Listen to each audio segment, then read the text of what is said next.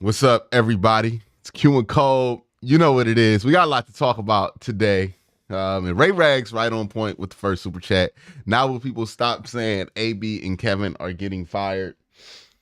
Me and you discussed this, and I put it rather ineloquently backstage. I'll try to put it in a more elegant way here. Hey, man, you can't stop people from saying dumb shit because people just think dumb shit sometimes. Like, and the whole thing about AB and Kevin Stefanski getting fired was certified dumb shit. Like, even if we don't even factor the second coach of the year in, right? Even if we don't factor this season right here, the second playoff run, what made anybody think AB and Kev was going to get fired outside like Deshaun Watson staying healthy and the team stinking? And that clearly was not going to happen this year. Like, clearly was not going to happen this year. So, like, I never understood it. I feel like people just be wanting drama, or people just don't know what they're talking about. It really comes down to play calling too. I feel like the root of like what people don't understand about what the coach does comes in play calling, and it just bugs the hell out of me whenever I hear people talk about play calling, because I'm like, y'all, it's a sheet. It's a sheet. And here's the thing. Alex Van Pelt was not going to call that many different plays than Kevin Stefanski. You know why? Because they picking off the same sheet. Right? Like, it's a second and third. It's a second and short. It got 5 plays underneath it.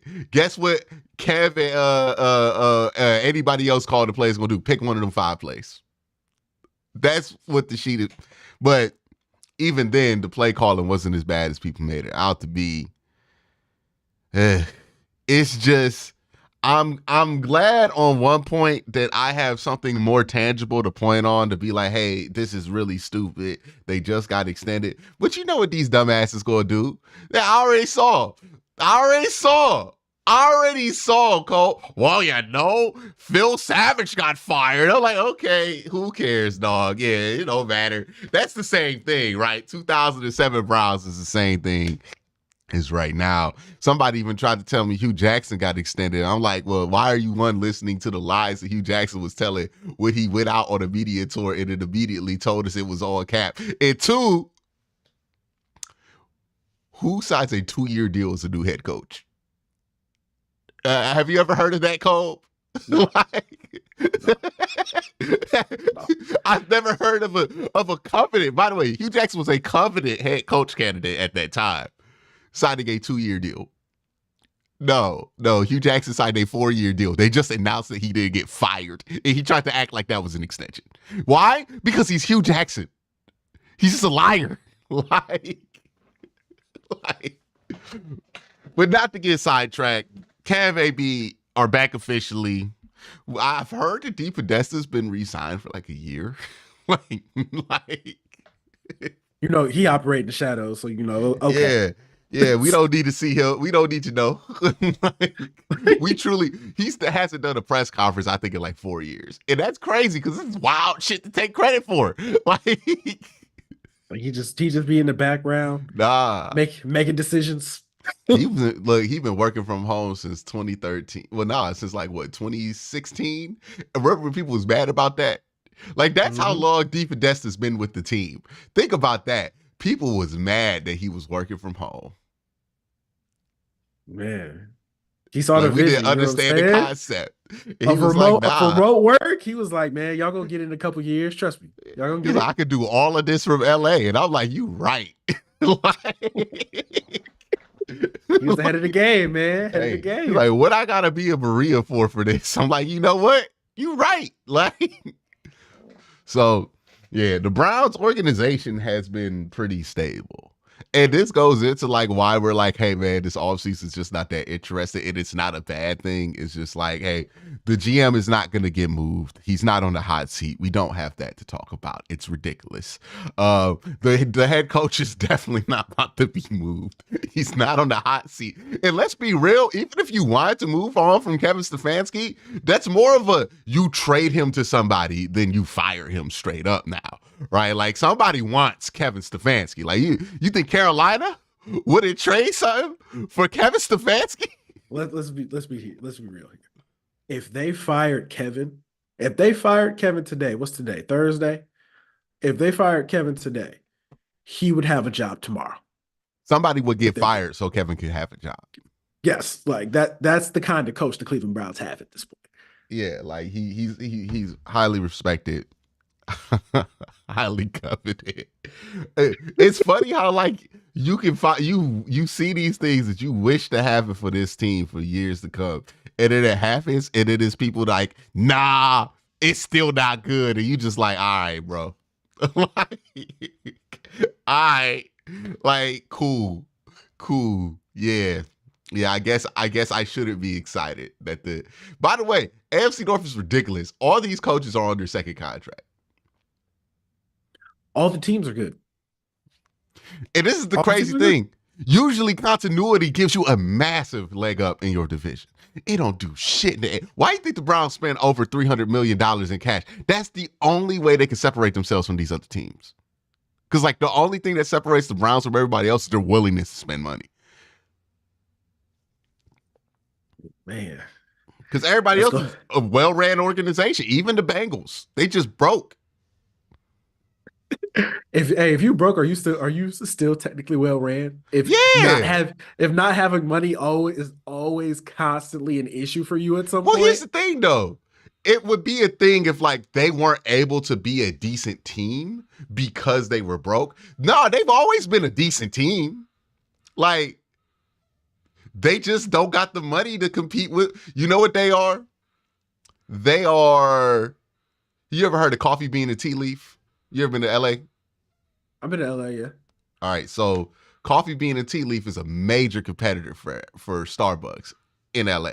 Like everywhere you see a Starbucks, you see a Coffee Bean and Tea Leaf. You ain't never seen none of that shit outside of LA, right? Because they don't got the money to fight Starbucks nationwide, but they do have the money to fight them within the county of Los Angeles. And that's the Bengals, right? The Bengals ain't got the money to sit here and throw you a juggernaut team year after year. But they got AFC championship game money. Like, you know, they can get there every once in a while, right? Like, they gonna make the playoffs, you know? So, like, they're not badly ran. They just don't got it like that. They're kind of like the Cleveland Guardians of football, where it's like, they always bounce back. But they you just feel like, hey man, they don't spend enough to stay on top all like that because you know eventually they're gonna lose some guys. It's a little bit more egregious with the Guardians than the Bengals, but we ain't got to get into that. Well, it's more egregious because it's baseball and there's no cap on spending money. There's no excuse. But I would argue that the cap is very overrated in football and that the same excuses that don't really fly in baseball should really apply in football. And if you look at the Bengals, it's like, it ain't that they can't do it. It's that they don't want to do it. Like type energy right there. So quick. It's really the same thing to me. Real quick, and I know we're about to get sidetracked and I apologize, but I just find it to be very hilarious that I'm seeing more and more people as we get closer to the actual season start comparing the rosters of all the AFC North teams and be like, wow. It's like, wow, this is far and away the best division in football. Not even close. All four teams can make the playoffs. We can see it. And people are asking the question, okay, who do you think is gonna come out and actually win the AFC North? And every time people, try to mention the Bengals, I'm like, we just gonna keep ignoring the T. Higgins and Trey Hendrickson thing. Like we just not gonna acknowledge that that's an issue that they got to deal with at some point. We're not gonna talk about it. We're just not gonna talk about it. Yeah, it's a weird thing going on with them. I'll give them until like that week. You know that week we get before the season starts, but after the preseason. They'll have that week. They veteran players. Like if they come back during that week, I think they'll be straight. But they need that week. They need that week to happen. But yeah, it's funny. Like I saw somebody be like, "Oh, well, he's finished in third place and second place. How is he getting an extension?" I'm like, "Are you fucking dumb?" Some Steeler fan. It's the guy who used to do like the NFL, like way back in the day. It's like the only reason I know Dave Damshak. But yeah, it was like, oh yeah, great stuff there. I'm like, buddy, who gives a fuck where you finish in the division? Like, nobody cares. This is the thing about the division, man. Don't nobody give a fuck about who wins it. No. Don't nobody care. Nobody cares. Playoffs. As long as you make the playoffs, you're straight. Yeah. Like, nobody cares. Like, okay, outside of like, it'd be cool to get a home playoff game, but that's on some like, it just be fun for the fans type shit. Like, it don't really matter or like that. We saw Pat Mahomes dog through it with one home playoff game this year, and it wasn't like he needed the home playoff game to beat. Who he beat? The Dolphins? I think it's the Dolphins, yeah. Like, come on, man. Yeah, I'm telling you right now, Pat did not need home field advantage to beat Tua. And it was the thing that made it funnier. I was like, hey man, y'all know that the Browns have actually won a playoff game and the Steelers haven't, right? Like you understand that in this stretch of 4 years, they have to. Win. We beat them. like you have to understand that they have you do know that y'all have but you finished in third place. Well, we were the second team left in the fucking playoffs, so fuck that. Like, who cares? I just don't understand why people keep going to the division as some kind of dunk on when you have actual things that can dunk on us. I don't think any Browns fan is jealous about winning the division or not. Look, I think the Browns gonna be really good this year, Cole. I don't know if we're gonna win the division. I don't give a fuck. Like, okay, if we get the 5 seed and we get to play the 4, I feel good about that, right? Like in the preseason at least. So I don't care about the division. What I do care about is like getting to a conference championship game and getting to a Super Bowl, which all the other teams in this division have done well, Pittsburgh has not done it recently. So like, hey, you really stretching the word recently. I was about to say, hold on.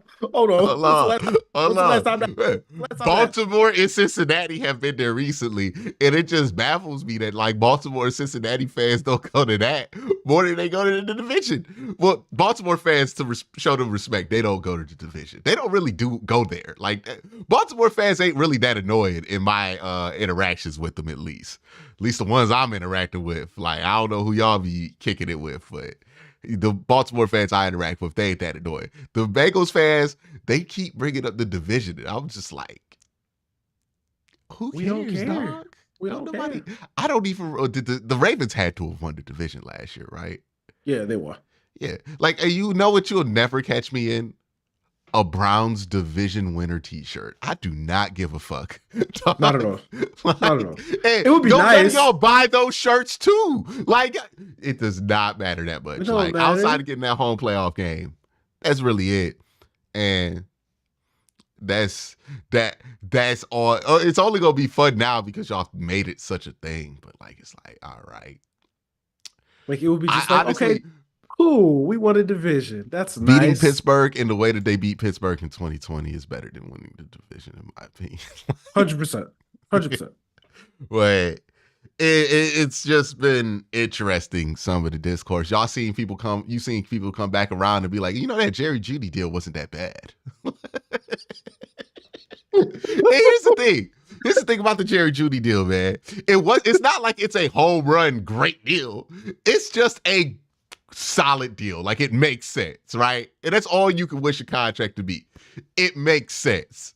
That's all we were saying at the time, Cole. All I was saying was $17 million makes sense for somebody who gets 800 to 900 yards, sometimes a low 1,000. I swear to God, bro, it's like people just like don't. It's like a different wide receiver has Jerry Jeudy's production when people talk about him, because you would swear he has had like 300 yards. Like, if Jerry Jeudy has 1,300 yards this year, he's much better than Nico Collins, who had 400 the 2 previous years and got 24. 24 off one season. And we out here, hey, shout out to his agent. He got Mo Getta. That sounds like a Mo Getta contract. All right, like, I gotta look that up. Who is Nico Collins' agent? No, I think he's Drew Rosenhaus. I'm gonna say Ooh, Rosenhaus. oh, the Yeah. OG. Still got it. He still Bag getter. got it, y'all. Bag getter. Nico Collins. Not Nico Collins, but Drew Rosenhaus still got it. Did he do Still Albert got it. Haynesworth? Wasn't that Yeah, him? I And then think he did dropped do him it. halfway through the contract. Hey, you know how crazy you got to be for Drew to drop you? Hey man, Drew dropped Josh. Drew dropped Johnny. Here's the thing about Drew. The second it becomes unprofitable, hey buddy. Gotta go, pal. Sorry. Drew ain't waiting that thing out, buddy. You got too many clients. Yeah, shout out to CJ. And look, we gonna have a talk about enforcers later on. But here's what makes a great enforcer. And I'm just want to set the groundwork so we can come back to it. A great enforcer is usually somebody who knows that their increased status that they're enjoying, they are aware that it is because of somebody else that needs to be protected. Like that is what makes a great enforcer. We'll come back to that conversation because I do think that conversation is fascinating. Because there's some angles of it that I think people are completely missing. But we just gonna set the groundwork there. Nico Collins is a prime suspect to be one of them dudes. Look, you ever watch the Cincinnati Bengals play? Mm-hmm. And Joe Burrow gets hit because they offensive line is sorry. Mm-hmm. All the offensive linemen start turning up. Why? They know what it is. He can't get hurt. If he get hurt, we the Bengals. Like, that's it. That's it. It's over. Like, Who's the enforcer on the Browns? hey, we got Myles Garrett.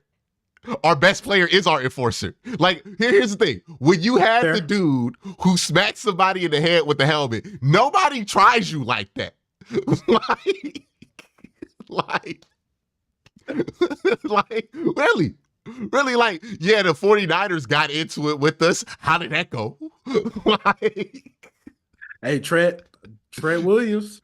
Trent Williams walked out there. Yeah, look, Trent Williams was ready to fight the pregame. By postgame, Trent Williams was calling Myles Garrett a Hall of Famer. That's all I'm saying, dog.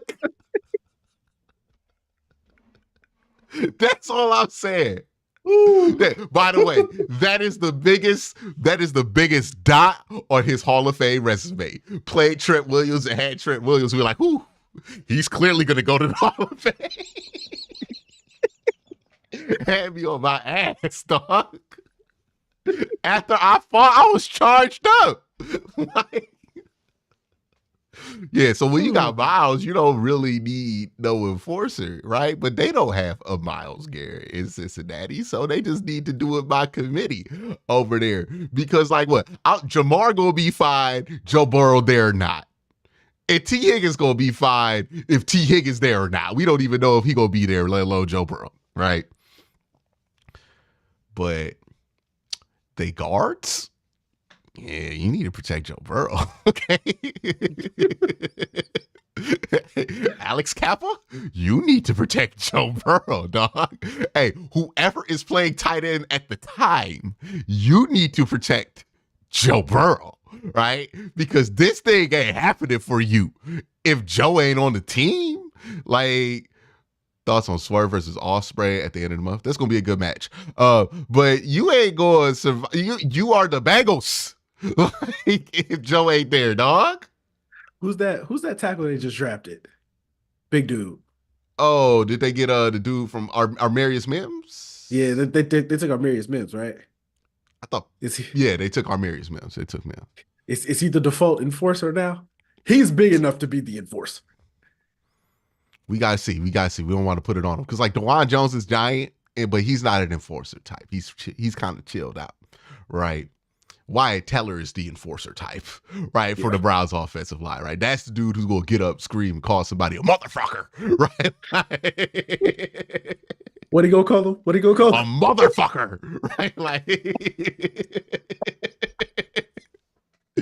you look here, like, he gonna get that finger pointing, he gonna get hot, like, yeah.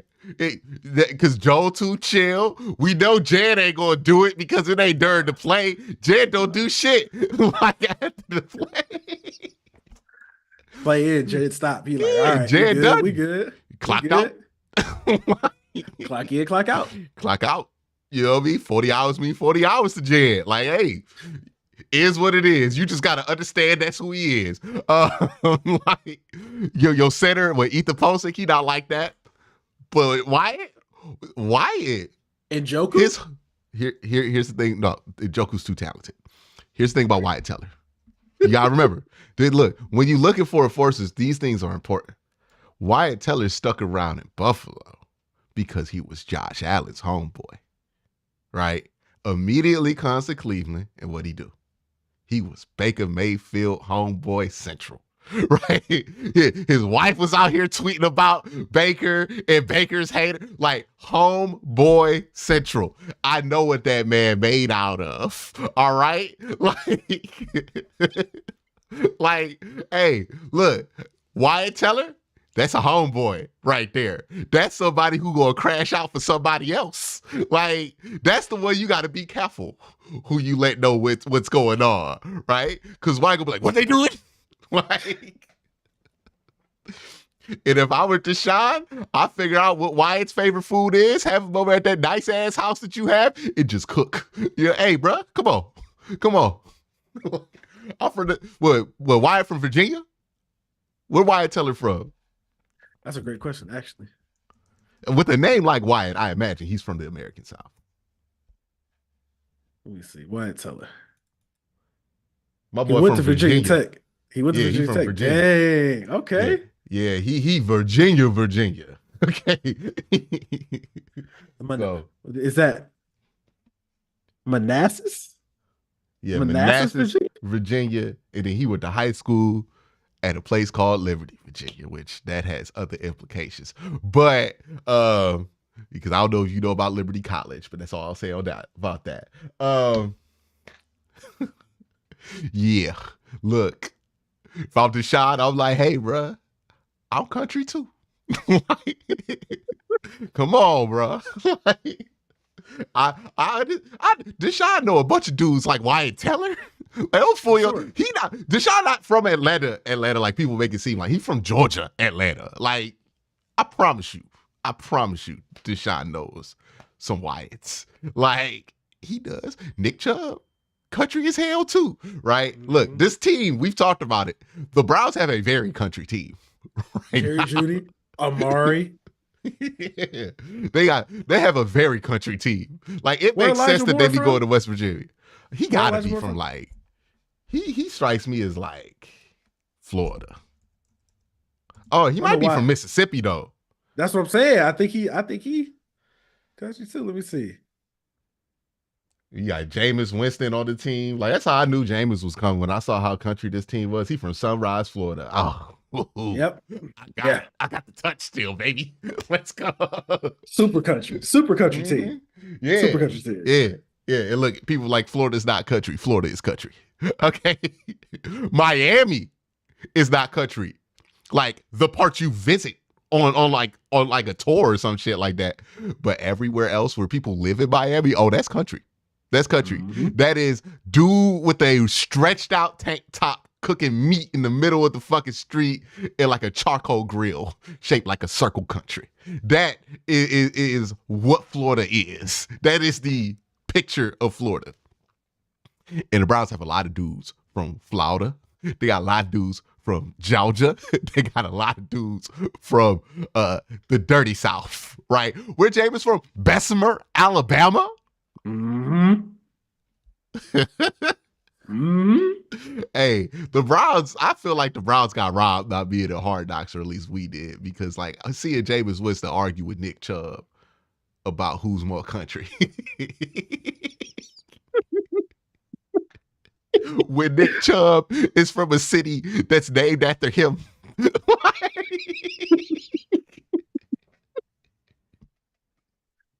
Oh, Lord. Oh, man. Ooh, this team is so delightfully country. Like, like that's why I wanted us to get Xavier Worthy and Keon Coleman. Could you imagine how they would just fit in like a glove over here? Keon Coleman would fit in perfectly in this culture, okay? Nah, Or Xavier Leggett. Xavier legit, if he was here, would be the funniest and most frequent interview you ever got from the Browns this season if he was here. But I do want the camera in all of their faces on the first snow game. I want the camera on them, specifically Jameis. Specifically Jameis. That's I why want Jameis mic'd up. For the snow game, for the first game when there's snow, we need Jameis mic'd up. Because Jameis gonna explain his whole career on why he acted like this on snow. He like, well, I'm from Bessemer, and then I played at Florida State. Then I went to Tampa Bay, and then I went to New Orleans. I ain't never seen it like this. I'm like, Jameis, you was here. Like, that one game we played, I wasn't playing. I was next to the heater. Like, if I could place a bet on Jameis Winston doing snow angels after a game, nah, I would do it. If anybody's gonna do it, he gonna do it. Jameis Winston gonna be parked next to that heater the whole game. If they win a game in the snow, he gonna do something funny. He gonna throw a snowball at somebody during the interview. I don't know if he goes all the way to the ground because that ground be hard. Like, I feel like he might do it. Jameis Winston, like every good team, a good vibes team has the pie guy, right? The guy who will do a prank during your post-game interview. Sometimes it's like smack you in the face with the pie or dunk water on you, right? That's what Jameis's role on this team is. He gonna be the pie guy.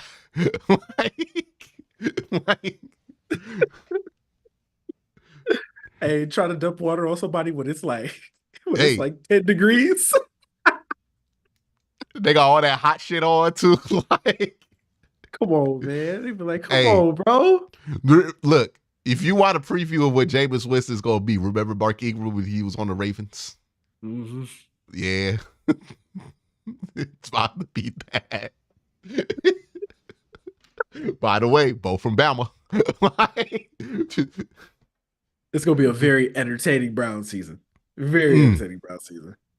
Yes. There's one thing about dudes from the South that I have learned to appreciate. Very genuine. Okay? Very genuine people. Like, very genuine. And when them motherfuckers having a good time, they having a good time, man. Like, ain't nothing you can do to stop the good time either. Hey, the good time's happening. Don't fight it. Just be a part of it.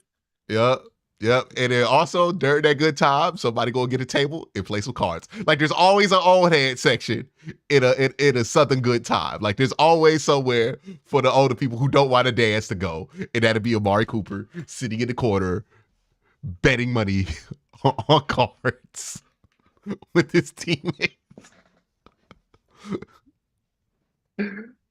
They're definitely betting money on spades. Oh. At some point. Yeah, you just hope it don't fuck up team chemistry. I hope somebody records it. We need that. Don't record it. we need that. You cannot record that. Like, I just want to hear somebody say, "Oh, you reneged motherfucker." I need somebody to say it. But yeah. Oh man. The Browns are in a stable place. They are fine. They're not that interesting. But the media, the media is in a different place, Cove. They lost their mind over this weekend because of a push after the play from Kennedy Carter. Now, it looks like we've finally gotten over that. Like, people have stopped having their hot takes about that situation. And it feels like the discourse has ended on a better side here. I just want to talk about some of the more slept on angles of this. We talked about this when we saw it. feels like Caitlin Clark does not have an enforcer right now. And here's where we go back to enforcer culture. People think that somebody has to be big to be the enforcer. No, that's not how that works. The enforcer has to be somebody who understands that dude or woman cannot get hurt. Like, under those, you ever hear Draymond talk about it? He like, look, Steph don't need to do that. Steph could, but Steph don't need to do that. Why? Because that's what I'm here for, right? It is usually a role player who understands, hey, we was not winning before we had that person. And from what I've seen, like the Aces, anything goes down with Angel Wilson, and it is little bitty Kelsey. She's taller than me, but Kelsey Plum pops up and lets you know it ain't going down like that. Like, let you know that that's not about to happen. Why? Because Kelsey Plum was on that team when they were the San Antonio Stars, and they did not have Angel Wilson, and they weren't like this. Like, so I say all of this to say, I know who Caitlin Clark's enforcer is going to be. I also know that there is a little bit of a chess game being played by Kennedy Carter here. Because on the other side, I think this is like a proxy war, right? If you look at it like the CIA. Kennedy Carter looks at Angel Reese and goes, that's somebody I need to be a friend of, right? Super popular.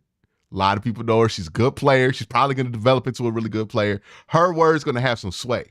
Kennedy Carter has bounced around a lot of teams for a lot of different reasons. She was a number 4 overall pick. She can hoop, but she has other issues. She knows that she needs some security to stay in the W. So she probably looked at Angel Reese and was like, I got to be her friend. So how else do you indoctrinate yourself? I'm going to go at her op, right? Boom, crashed out, hit her op. It worked because Angel Reese is now the biggest Kennedy Carter fan of all time, right? So I think that's what Kennedy was really trying to go after, was like, okay, Angel can't be the one talking shit about Caitlin Clark for obvious reasons. But I can, right? And just decided to take that mantle up for her. And it's going to be funny watching her fight Teme Fagbele, because Teme Fagbele, if you look at like her career, it's like, okay, she was in the league in 2019. She's been out the league since then. She resurfaces on this Indiana Fever team. She's clearly the best big to have out there when Caitlin Clark is out there, because she plays really compatible with how Caitlin Clark likes to pass the ball. She can catch, she can run, she can finish around the hoop, she can set screens. She's really good to have out there. And I'm pretty sure she thinks to herself, I got to stay on the floor with her so I can stay in the league. And that is how an enforcer is created.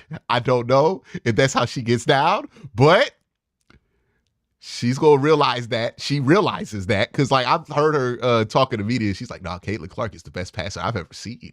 Like, I already know. And here's what happened. She was hurt that game, right? She did not play. She's been hurt the last few games. She did not play.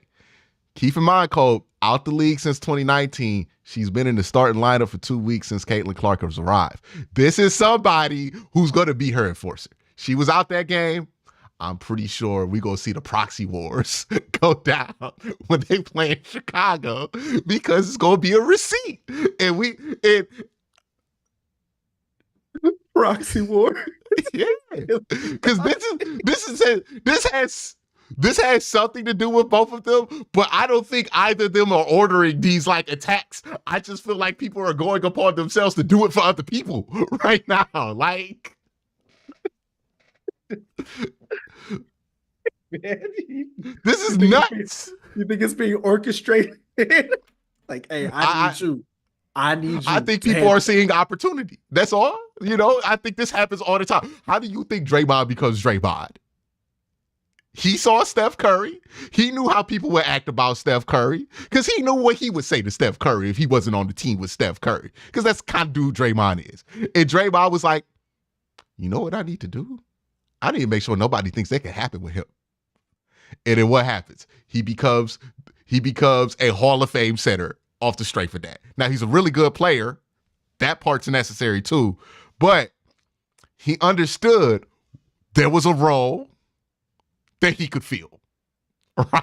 Like, there was a position available for a starting opportunity that he could fill. And he realized that pretty much early on into his career. He started doing that shit like 2012, 2013? Well, no, he was in Michigan State. Yeah, 2014. It's like 2014, 2015. Because David Lee was starting over him, right? Yep. Yeah. Look, this is how it happens. I fit well with Steph on the floor because I'm a big who can move and screen and call out defenses. You have a small guard back there. I need to be able to switch on the perimeter. Back when Draymond was able to do those kind of things. I fit well with Steph. Also, these dudes be trying Steph. Let me make sure that don't happen. And now now Steph will not let me get traded to Detroit. like, hey, they see the opportunity. I can't blame them for seeing the opportunity. You do this right. That's a 10, 15-year career. Okay, like pension, you know what I'm talking about? That's the pension right there. Hey, and look, if you are like a star player in that league, it's hard to have a 10-year career. So if I'm there, I'm like, nah. I need to stick. Like, so I understand why Kennedy Carter out here auditioning for Angel Reese to make sure, hey, I'm somebody you want to keep around, Angel. Like, and I'm pretty sure, somebody gonna figure that out on the Fever. I think somebody has figured that out. I just think they were hurt in that game. It is gonna be interesting to see how these situations go about. Honestly, I don't think we're gonna find out because nobody's gonna do something like that again to her because of like all the nonsense that happened. Like, I don't think it's not fun anymore. It's like, all right, y'all gonna make this not fun if I do something to her after the thing happens. So like, anything else is going to be significantly less serious than that, but watch them take it more serious now. Like, the whole discourse around the entire situation was just so stupid. It was so stupid when you actually saw what happened and then how people were talking. People were talking about assault, bro. People were talking about assault, and I was just like, over a shoulder check. There's like a certain class of people I'm like, y'all just don't need to watch. Like, I feel like these are the same people who be like, the video games are too violent whenever there's like something crazy that goes down. Like, I hate y'all. Like, I'm gonna be honest. I hate people who scream for assault or tell me, like, I posted this where I was like, hey, look, if you're somebody who thinks that assault is like something that you should press charges on after a sports game, I don't like you. And then somebody was like, yeah, but, if the authorities thought it was necessary, you should call them or something like that. I'm like, why you calling the police over sports? Shut up, you loser. Like, the police don't got nothing to do. The police don't got nothing to do. What are you talking about? Even if they didn't have anything better to do, they don't need to be here. What you doing? You just lost a game of sport. Your life is not threatened. You just lost. Like, what are you talking about? Over a shoulder check. Yeah. Is your life threatened? Like, did you get up? Like, come on, man. Come on. Nah. And here's the thing that I find very insulting from like Caitlin Clark's standpoint. Hey, dog, y'all don't think she can handle this? They treat her like she a 2-year-old, bro. Here's the thing, too. It's like people forgot what made people like Caitlin Clark in the first place. And that's because Caitlin Clark be talking shit. Caitlin Clark be taking these hits and be like, oh, that's what you about to do? I'm coming back harder, right? Like, that's why we like her, because we be like, yo, she kind of like Kobe in that way. Like, she's taking a beating now, but like, she gonna be a monster. Like, I was joking about this with you and Tony the other day. Hey, bro, when Juju Watkins... when it's Juju Watkins time, that's gonna be funny. And Caitlin Clark is 3 years in this league. She gonna be like, "Oh yeah, it's time. Come here." She gonna be doing the shrug. She gonna be putting that ball away like Sabrina there. Like, I'm still that right now. What's up? Like, oh, it's gonna be funny. When my Asia Fuele get in here, she gonna remember that. She gonna remember that, yeah. She gonna remember that national championship she ain't win. like, she gonna be on the Sue Bird and Diana Taurasi show being like, hey, it's an adjustment. Like, I just want people to just enjoy the game and the physicality and the basketball. Like, we don't even talk about the basketball anymore. We're not This even talking about the Angel basketball anymore. Wilson put up 36 and 12 with 6 steals last night. Yeah, she's just Shaq. You know what I'm saying? She's just Shaq. That's Six what she is. steals? She's Shaq. 6 steals? And like 4 blocks? Most dominant ever. Most I'll be dominant. watching, I'll be like, yo, this don't even make sense. Most dominant women's basketball player I've ever seen. Yeah, that's just it's incredible. Like from what I hear from people who cover the league, like they're like, nah, she's not Candace Parker yet. And I'm like, dog, how good was Candace Parker? Like, and apparently she won the Rookie of the Year and the MVP. I'm like, oh, yeah. Like, Yeah. But the shit Asia's doing is just yeah, it's incredible. It's crazy. Yeah, it's what, because I was like, oh, this tear has to stop, right? Because she was like 30 points. 30, she's averaging 26 and 12 right now. Like, these are LeBron numbers. Like this sound like AD. Yeah, like shit. Like, and now, like, what would she have against the Wings? 36 and 12? She's getting better. And when she can get 20, 30 points if her jumper's not falling. When that jumper is falling, somebody was like, it's like what would happen if LaMarcus Aldridge played in the right era. like the LaMarcus Aldridge comparison. I like that. I like that. Because the face-up game is just nasty, but like she could just put her head down, get to the bucket, then get the rebound. Strong too. That's the thing that I wish that I would get more of this coverage. Is like, hey man, the Connecticut Sun might break a record for being the longest rated undefeated team in the league. We should probably like know something about that. Like, I would love to know more about the context of that and who's out here hooping and what you think these women are like, or you know, like somebody contextualize what makes Angel Wilson great and why she's putting up the numbers on this. No, we out here talking about a Kennedy Carter should be in jail. What are you doing, dog? I don't know, bro. Like, I wish I knew, but I don't know, man. I don't know what we doing. I really don't. You know what we doing? We doing the same dumb shit we do with every other topic in sports talk. Like, in a way, the way we acted about this is like, okay, we treat this like everything else, which is the dumbest possible way. Because how many times do we sit here and be like, why are they talking about that? Like, Pat Mahomes might do this and that. We're not trying to contextualize that greatness at all. Like, we do a bad job of talking about sports and sports talk on a mainstream level. I think that is my overall thesis. This is just a very like exaggerated example of it, because like I've never, like, it's bad when it happens on other sports. This was like nobody even tried to engage sport at all. Like, nobody tried to engage the sport at all. We didn't talk about Caitlin talking shit before. Did she like hit Carter beforehand, like earlier in the game or something like that? Yeah, they've been going at it. They've been like going elbow at it. or something like that, and like no mention of that whatsoever. Nah, they just it's so weird, dog, because I don't think she wants to be portrayed like this. They out here making her seem like a victim. Is she like Walter White? I'm the danger. What are you talking about? Like, you out here acting like I'm scared? What? I'm the danger. Would you be mad if somebody was out here like, oh man, poor Cole, he needs to be protected, this and that? You like, hey bro, hold on, I'm a man. like I'm a grown-up, dog. Like, what you mean? What you mean I need to be protected? Like, nah, I got this. What you mean? You gonna make me out here looking like I'm scared and shit? Like, no, that ain't about to happen. It ain't about to happen. You're not about to talk about me like I'm Cat. Like, nah. There you go. You worked it. Hey, if y'all pay attention, Q work a cash shot into everybody. You find a way to work a cash shot every pod. Hey, I know who I would rather have in the fourth quarter. Like, shooting threes.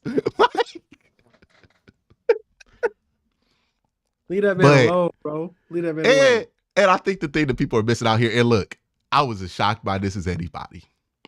Colin Cowherd was the only one who had the proper take on this nationally in the mainstream level. How crazy is that? Yeah, where he was like, yo, she's not fragile. We are. Like, I'm like, damn, Colin Cowherd got this right? Colin? Nuts. But it's true. Yeah. And he's like, he understands what's going on here too. That's the one thing. Colin always has a good eye for narrative. And Colin understands and appreciate what's going on here, which is they building Kobe, right? Like they are building a monster. Which is they go put her through all this. And you know what's making this worse, Cove, if you Caitlin Clark? Have you seen the good ass time Kate Martin having over there with the Las Vegas Aces? She done got $100K bonus. She getting birthday cake from Angel Wilson. Like she getting 20 minutes a game. Like she playing enough minutes to where if the Aces do win a championship, she's gonna make some significant shots. Like going to be a significant part of what could be a championship team, having the time of her life, dancing with all of them, like just enjoying it, like just having the time of her life. And her homegirl called her like every day. Hey, it's tough. Don't nobody catch my passes. And Kate Martin like, damn, it's crazy. Like, every time I throw it to Angel, it's an assist. Like, and when she not in there, all I got to do is scream for Jackie Young. Like, oh my God, dog. Hey man, I've never seen a better illustration of like where your draft position puts you, because like the Fever are truly like they ain't there yet as an organization. They need to be built, and they better be careful because she from Iowa. She'll leave for the Minnesota Lynx. Absolutely, like 100%. She'll leave. That rookie contract only 4 years. That's home to her. That's probably where she grew up rooting for. I think she a Maya Moore fan.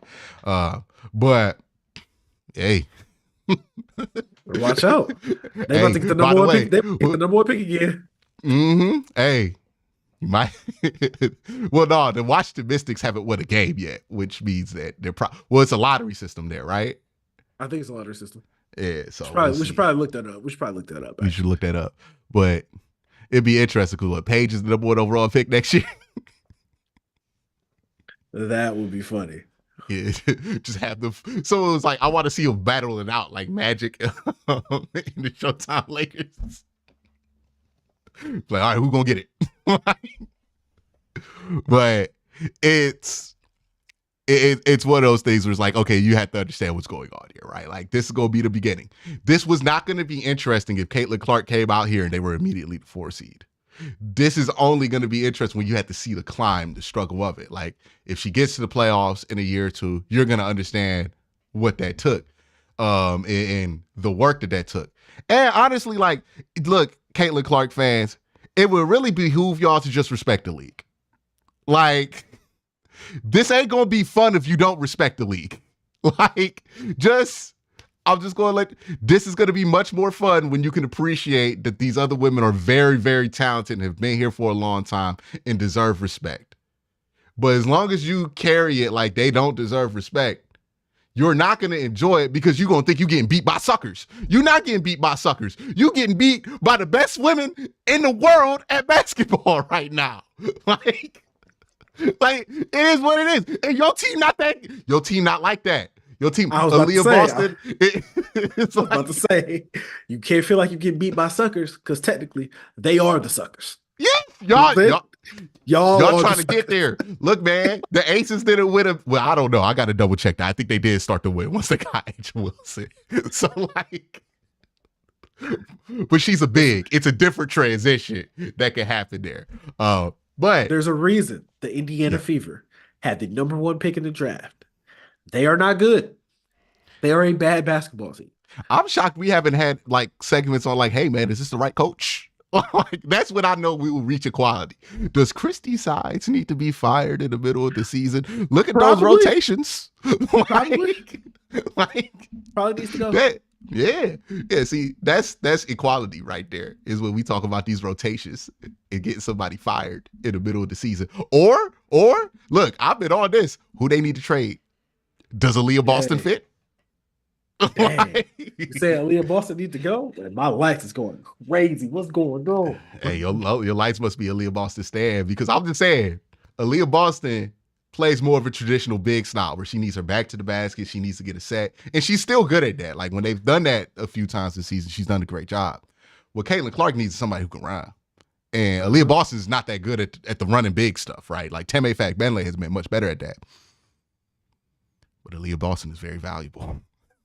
Like, They got to ship Aaliyah out. You know what I'm saying? hey, Got to ship Aaliyah somebody out. need a post presence. It might have to be one of those things where it's like, hey, we thought this was going to work on paper, but you know, like a lot of people thought, oh, you just throw it down to Aaliyah in the post, but it's like that's not how Caitlin plays. She needs to play with more pace, especially now because she's never going to be strong enough to do some of the stuff that she did in college in the W, right? Where she's like pushing off of people to get that open, to get that space. She's just not long enough or strong enough. Where it's like when you push off somebody in college, they might be 5'10".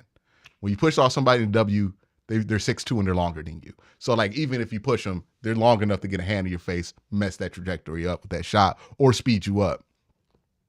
She's gonna have to come off. She's gonna have to come off screens more. She's gonna have to come like and play off fast motion more. That does not really set itself to let's have a big post player like kind of hold it down and slow the pace down. Like that doesn't sound like a triangle offense to me of how you want to use her, right? Unless she like really gets a perimeter game. I don't know, right? Like she's not that big, so I don't know how much she could hold up if that's the game. Like if you want to run like the triangle or some shit like that. My whole thing about that is this. You already know, like we already have a good idea of how the rest of the league kind of feels about Caitlin. Mm-hmm. You know what I'm saying? I feel like that would get demonstrably worse if Aaliyah Boston gets traded. I don't really think that's gonna matter. I think a lot of like the league is just annoyed with the discourse. And I don't want to monolith them, right? Because like I'm pretty sure people feel different within the league and all of this. But Yeah. it's like any hyped up rookie. Like anybody, like Caleb Williams gonna go through this same shit. We talked about this on this pod before any of this happened. That man painted his nails. And look, I ain't got no issue with that. Neither do I. But we don't play defensive tackle in the NFL. Right? And we also acknowledge he go hear about it. He is absolutely go hear about it. Hey, you think Deshaun don't be hearing about them cases? Like, Oh, yeah. when he out there? 100%. Why you think he wanted to fight in Pittsburgh? Somebody said something crazy about the subject matter of that case. Like, look, they gonna poke you. They gonna try to get to you. Whether you are an established player, whether you are a respected player, whether you're not, especially if you're a rookie that's coming in with a lot of hype. Look, man, you think somebody ain't gonna sack Caleb Williams and do a pink phone celebration or some goofy shit like that? Like, yeah, somebody gonna do something like that. Like somebody's gonna take advantage of the moment. Remember Johnny Manziel came into the league? And everybody was doing it. Everybody couldn't wait. Everybody couldn't wait to get his ass. Yeah. This just happened. When you tell a bunch of professionals y'all not ready for a rookie, oh, this about to go down. Like, I'm not ready. Nothing a professional loves to hear about the how some amateur is gonna rock their world. Like, yeah. Oh, y'all think shit's sweet out here? Like, it happened to Brian. Hey, you remember Lonzo? All Lonzo it took was LeVar saying he's the next Steph Curry, and Pat Bev decided to be like, you Steph Curry, I'm guarding you like Steph. What's up? Like, this is just what happens like in sports. I don't think it's like a league hates her situation. So like, I think they understand. Like they know basketball. They're like, yeah, this ain't working. Like, it's not working for Aaliyah Boston. It's not working for Caitlin. Maybe they can figure it out. I don't know. I don't know if that works, like long term. Now, they're not going to do it this early. No. That's a number 1 overall pick that was an all-star starter last year. Like, they are going to give that time to work. But if by the end of this season, it does not show signs of working, by the midpoint of next year, they probably going to have to decide, like, hey, we might have to move on. Like, because it's not fitting right. Especially since Caitlin might leave to go to Minnesota. Because again, it's not like the salaries are so crazy that you could just keep somebody there on salary alone. She gonna make the money she make from Nike regardless. So like, what's really stopping her? Hey man, come on down to LA, Caitlin. You know what I'm saying? Come on down to LA. You know what I'm saying? Get the recruiting done early. You feel me? She already wear Kobe's. She wear Kobe's all the time. You know what I'm saying? The league gonna be sick if she pull a KD and go decide to play with her homegirl, Kate Martin, in Las Vegas. Can't do that. But come down to LA. You know what I'm saying? Like, I'll play with them. Like, imagine her with Angel Wilson. Oh my God. We're gonna get her down here with Cam. You know what I'm saying? It's gonna work out. She gonna be in that press conference. I just wanted to play with the homie.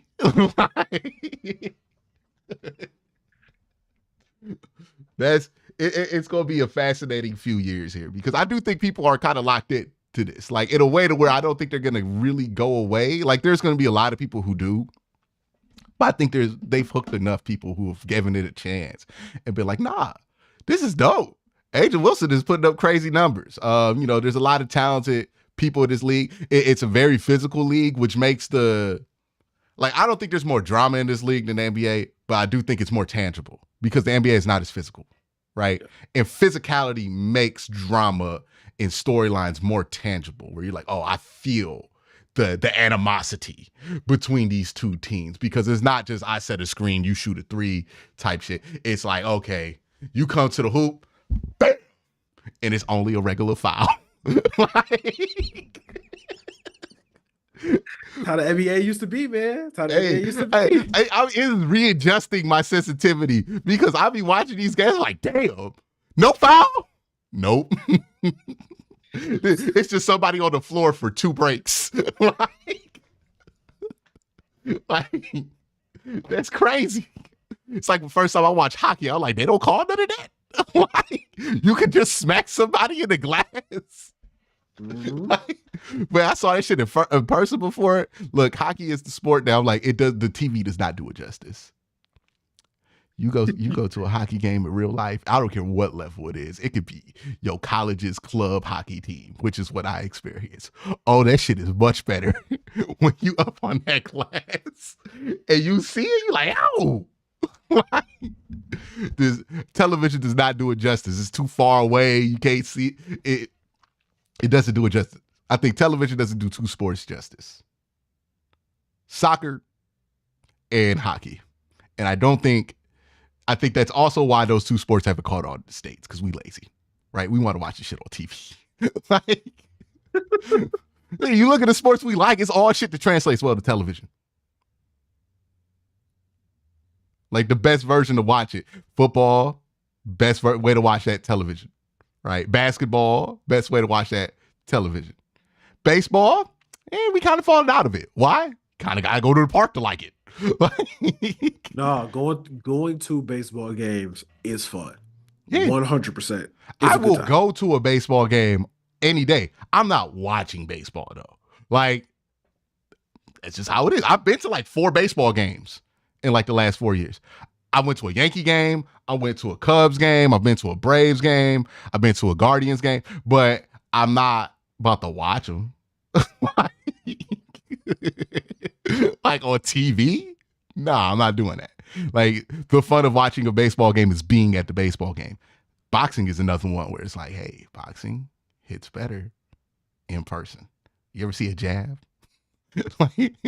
like up close, and you realize how hard them dudes be hit. You're like, damn. Boxing is fun either way. Yeah, like it's fun on TV. Like it's entertaining on TV and going to the games, going to the matches. I would say UFC is probably better on television, but I've never been to a UFC event because I've never been to a UFC event either. Yeah, I've never been there either. Let's see, what other sports are better on television? That's really it, right? Because hockey's better in person.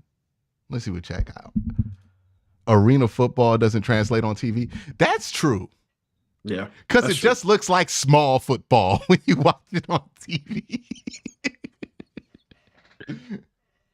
It just does. It I don't just think is does. there anything else. Honestly, look, to anybody who wants to start an arena football league, don't start an arena football league. Start a 5-on-5 flag football league that translates better on television. You get better viewers. It's a much better sport than arena football. And it's cheaper. So that's my pitch to anybody who might be trying to buy an arena team. Don't do that. 5-on-5 flag football is the next thing in alternative football.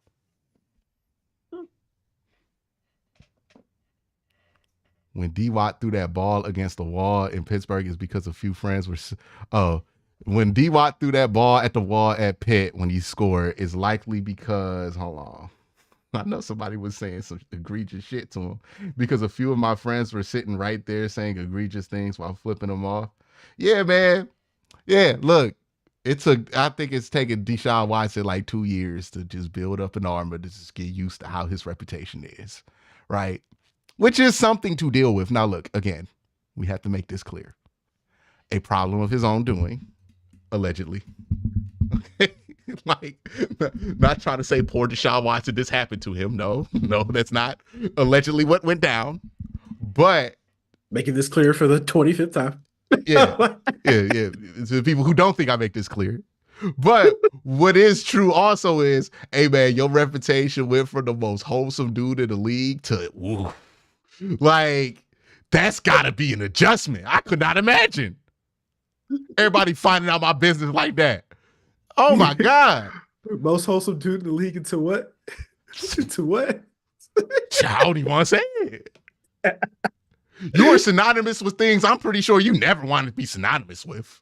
like Tell you, man, when y'all hear not like us in those opposing arenas, when they call him a fan, they call him a fan.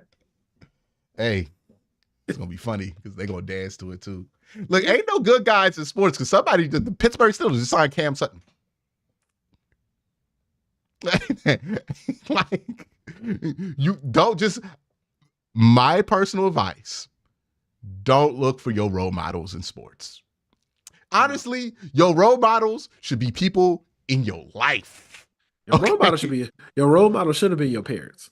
Look, if it's somebody in your life, right? Because everybody ain't got the same situation going on, right? And it ain't their fault. That's true. But you know, somebody in your life that you know should be somebody who helps you develop into what you want to be. I don't even want to say role model because you shouldn't want to be exactly like somebody else. Just, help you along the way. You should not be looking at a stranger and being like, I want to be just like you. No. You want to achieve something I achieved, sure. Or achieve something that person has achieved, sure. But as far as modeling your whole life after them, son, that's just dick riding. And,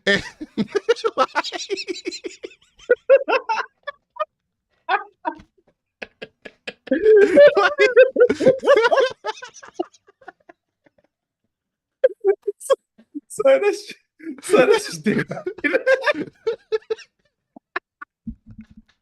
And look, with So Trey says musicians and athletes have let down the most people. Here's why they let people down, though. Why are we having all of these expectations of musicians and athletes? Honestly, I've never had this thought where I'm like, I need this person to be perfectly great and all this shit. I'm just I listen to them because the music good, bro. I don't give a none of that other shit. Why do you have expectations of musicians and athletes? Why do people still have expectations for musicians and athletes with everything we know about musicians and athletes, on top of the fact that multiple musicians and athletes have told you explicitly, do not look up to us. A lot of us are not good people. And it's I don't want to make it seem like musicians and athletes are bad people at a higher rate than normal, but they just are people. That's my whole point. People are people, right? And it's okay to use somebody as inspiration, right? Okay, if you are a young lady and you see Angel Wilson or you see Caitlin Clark and you see how they've been able to get their thing going and that's inspiration for you, cool. But that does not mean that they're that you have to take on their flaws as a human being or take up for them in every situation. loved Kanye. Like, Same. He was my favorite rapper. Because you know what? Kanye was making music for somebody specifically like me. Like, open the doors so I didn't have to sit here and act like I like Chameleonaire. I ain't gonna lie. Chameleonaire was kind of a nerd. But you know, like, if you was kind of a nerdy brother and you saw Kanye out there, you like, there's somebody for me. Like, I ain't gotta act hard. Kanye out here singing about heartbreak and late registration. Like, you know, you ain't have to keep up the facade no more. And then Kanye, you know, got to a place where I couldn't support him anymore. And that just was what it was. Like, I still see people try to hold on. I'm like, nah, it's nah, over. brother. It's over. It's over, man.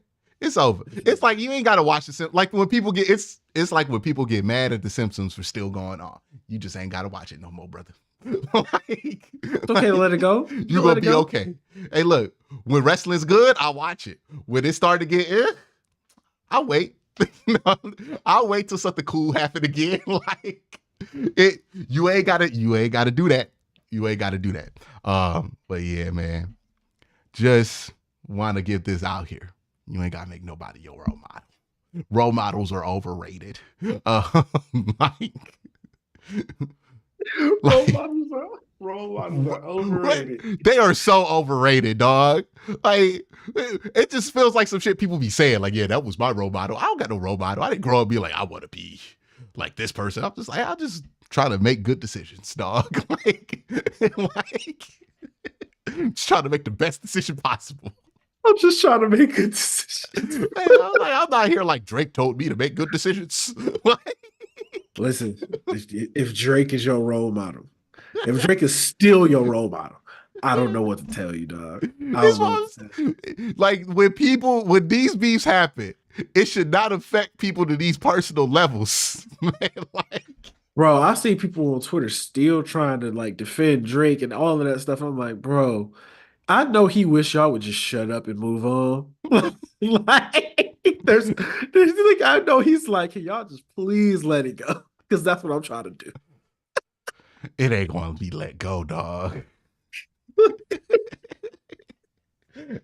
Not Like Us is diabolical, man. Still going strong. Still going strong. It's gonna be a cultural anthem, Cole. I'm waiting for college football season, specifically the HBCUs. Yeah, like this thing is clearly gonna get to like August, and it's gonna make it to football season, and it's a wrap. It's a rap, dog. It's a rap. It's gonna be somebody fourth quarter song. It's a rap. Okay, like it's a rap. This is now a cultural. This is gonna get played like they played. This is how we do it. Okay, like I'm waiting for the bands. That's what I'm waiting for. I'm waiting for the bands. And the majorettes, crip walking. I'm waiting for it. It's coming. Yeah, it's in that song. The thing that's worse for Drake on that one. Woo, boy, does that song hit in a public setting? Like, have you been outside when that song gets played? Yes.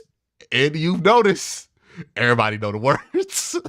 Like, everybody knows every single word to the song.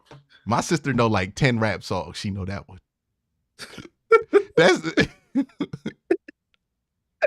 Oh man, I can't wait. I'm telling you, that's how. Look, it wasn't just that he made a hit. Back to Back was a hit. He made a cultural hit. Like, Back to Back ain't go number one. Hey, this shit is never going away. We have decided it is never going. And like, I'll be real with you. I don't know if Drake can live that down because like he doesn't seem like the type of person who could figure out how to live that down. Like this is just a murder, dog. Like, I bet he was like, I wish we would have kept this at push-ups and Euphoria, because you know what? After Euphoria, here was what the sentiment was. Kendrick still got it, right? Drake lost, but Kendrick still got it. It wasn't this embarrassment on Drake. It was like when Nas beat Jay-Z, where people were like, oh, Nas still got it. Jay-Z held strong with Takeover, but Nas still got it. But he had to push. Like, he had to push. I mean, he dropped the nuke. You know what I'm saying? The nuke. The nuke. And whoo, look, don't bring a knife to a gunfight. He didn't think he was bringing a knife. I think that's the problem. He thought he was bringing a nuke. So he was bringing a nuke, and then Kendrick dropped the nuke. Kendrick dropped a black hole on him. Just just ate that shit. Okay. Like, it was like Pokemon. Drake hits him with a nuke. It's not very effective. What? Kendrick hits him with Meet the Grams. It's super effective. Like, what? Oh, man. Oh. Yeah, man. Yeah. If somebody say he got to pull an MGK and switch genres, he just don't need to make music no more. Drake, your legacy has already been created. Like, you know what, Drake? It's all right. We good, bro. Like, he legit though, I feel like he needs to step away for like a year and just go do some shit. Nah, he needs to do the 5-year hiatus. No, not that long. Not that long. Yeah, nah, he needs to be gone for 5. Because like he needs to be gone long enough that we were like, okay, Kendrick made him go away. And then like 2 years where people were like, damn, Kendrick really made him go away. And then after that, like year 4 or 5 of him not dropping music, be like, I'm ready for Drake again. It's not gonna take that long. Year tops. Year? You think a year? Just a year. Here's why I want him to take 5 years. Make some good shit, Drake. It would only take a year. Your time. Take your time. Don't release no 36-song album. Just, a nice little smacking 16, 12. Like just give us the best. Like give us the best stuff that you have in that 5-year period. And just remind us why it is that we are willing to overlook your association with Black and Not Nice. Nah, he just needs 1 year. Because Kendrick's about to drop out. I mean, Kendrick's about to drop an album this year. Mm. And in the aftermath of this, you don't want to be nowhere around when he drops his album. Look, man, I just think Drake needs to let us appreciate him again. like go away for a year, man. I think more than a year. I'm gonna be on team more than a year because if he drops something and it's not just that he dropped something, it can't be For All the Dogs.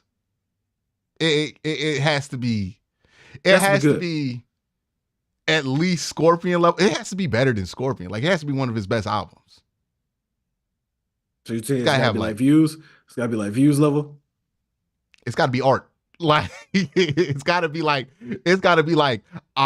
like Drake winning his bag because that's what make people be like, all right, well, like, I do wonder how this changes the music though, because it's like. That's also another thing. Because what this beef has done with J. Cole and Drake has really fucked with their whole personas.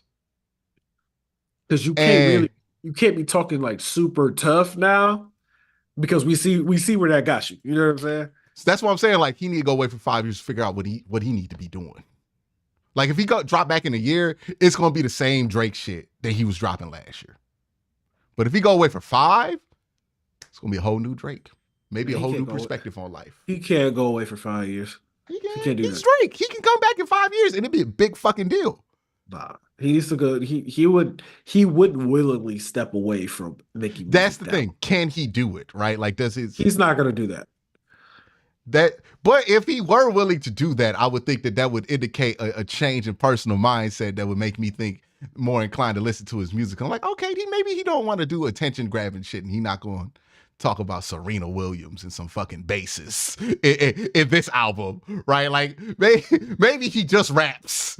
Like, I just want to see what he's going to talk about. Like, is he still gonna be trying to send little shots at Kendrick still? Or is he done? Yeah, I don't want to hear none of that. I don't want to hear him make any short jokes. It's over. I want to see. You made Kendrick's body look short. Kendrick made your soul look short. Okay, because all that boogeyman stuff from Kendrick, it rings very true now. Like all of that feels like that's a thing now. And so I get why you don't want to give him that, but sometimes you just got to realize I lost. There's no salvaging this loss. And I think if he keeps trying to salvage the loss, he's just gonna lose even further. Like, I think this whole thing that he's doing is like a whole like plan to resalvage the loss. Because he's like, oh, I'm gonna come out with a song where I'm rapping to the BBL Drizzy beat with Sexy Red. Ha, I'm owning that you said I look like a bad bitch or think I'm a bad bitch. Didn't work. Then he's like, oh, I'm gonna own the whole accent thing by doing a parody song where I'm doing an overdramatic accent. Didn't work. He keeps trying to salvage this shit. Yeah, it's just everything that he tried to do. It's like everything that he did fed into what Kendrick was saying. Yeah. You see what I'm saying? And I don't know where he goes. I don't know where he goes. He's not gonna figure that out in a year. That's my whole point. Like he's not gonna figure that out in a way that's gonna sound good in a year. He's not gonna get over this in a year. Not like us is still gonna be played a year from now. Like, it's just none of this is gonna go away enough for in a year. I think I don't want to hear from this motherfucker till like 2029. Like, that's ridiculous. Yeah, that's ridiculous. Hey, look, it worked for Kendrick. And this is the other thing, bro. Like, you were begging this dude. I won't let that go. Like, you were begging this dude to do this, and he embarrassed you. Drop to stop. Like, he embarrassed you, and he about to do a show. He about to do a show at the Forum on Juneteenth. By the way, at the Forum, like, Kendrick is Kendrick. At the Forum. Yeah. He's going to drop an album. He's about to drop an album. You know what I'm saying? Like, you basically gave him a rollout for his album coming out. And his rollout what do you want that Kendrick punch album? you in the face. Oh, it's got to be ignorant. What did you mean? Gotta be ignorant. It gotta be ignorant. I don't want no introspection. I don't want no therapy sessions. No. It gotta be straight raps. It gotta be ignorant. I wonder if it's gonna be like just straight raps. Like, him rapping a little bit of that. Like, I like the stuff he does with Baby King where they're like interpolating each other. No, I don't want none of that. You don't want none of that? See, none of that. Look, I want that. I want some J-Rock on there. No, I'm saying go get J-Rock. Go get J-Rock. Go get I want some J-Rock on there. Schoolboy. Well, Keem can rap though. I don't want to hear Baby Keem. No, not one song. I want to hear. You don't want Baby Keem production? Go get Dr. Dre. That's what I want you to do. Go get Dr. Dre. Wow, the Baby Keem hatred. You don't you're not even rolling with Baby Keem? I'm not here for that. Go get Dr. Dre. Hakeem, I want you on the new album, dog. I want you on that new album. No. I want you on that new album. I want J-Rock on it too, right? Go find what Jeezy doing. Go get Jeezy. Jeezy? Jeezy? Okay. Jeezy?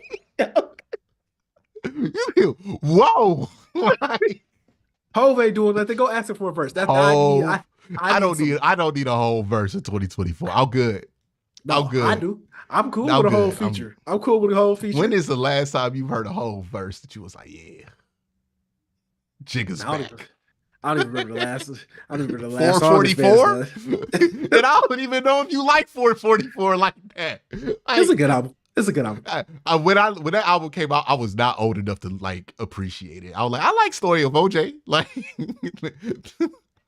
I could not grasp the rest of that. I was like 18. Was not there yet. Like, ignorance, brother. I need ignorance. That's what I need. I'm pretty sure he gonna give you raps. Now he gonna give you Hakeem in that, and I think he does good shit with Keem. You heard the Hillbillies? You ain't like that? It was okay. It was okay. Range Brothers, like when he gets too memey, that's I ain't like Range Brothers. Like the Top of the Morning. Even that shit catchy as hell. Top of the morning. I forgot about that shit. Ooh. But they be having these like little flows. I'm like, okay, like what they did in Family Ties. What did King cover like he did in Family Ties? Maybe. King was spitting in Family Ties. Come on. I need something. Look, Keem also goes off the grid. Like, Keem is capable. Yeah, Off the Grid is my favorite recent Kanye song. If Keem got something ignorant he need to say, I'm all for it. He do. He do. He dropped the orange soda. That was his first big song. Like, Or, hey, no, his first tape is crazy. His yeah, first tape is yeah. crazy. Look, Keem got bars. Like, look. Keem, Kendrick, right? J Rock some shit. Like, Schoolboy Cool. Tell you, I need them Fucking to bring that bring back. back the whole Black Hippie Collective, dog. Ab-Soul. I don't know what you've been doing. Come on, Ab. Like, get on this shit too. Like I said, I need something ignorant, especially in the aftermath of all of this. I need him to. Mm-hmm. I need him to be talking crazy on the album. Nah, I'd be disappointed if I saw TDE Reason on that fucking album. Like, Let's not be disrespectful. Hey, you think? Hey, you think Cole gonna be on the album? no. You think Cole gonna be on the album? Hey man, here is the understated part of this whole beef. I don't think Kendrick like Cole no more, dog. Like, No, I think he's gonna be on the fall off for sure. you think he's gonna be on the fall off? 100%. I think the fall off is a completely different album than what it was supposed to be 3 months ago. Honestly, bro, I think Cole might be all right, and I didn't feel like that at first. In the You think aftermath of Cole everything, can now come out here rapping like he did on Johnny P. Caddy again? Like, you think that we can hear that and like receive it? Because I can't.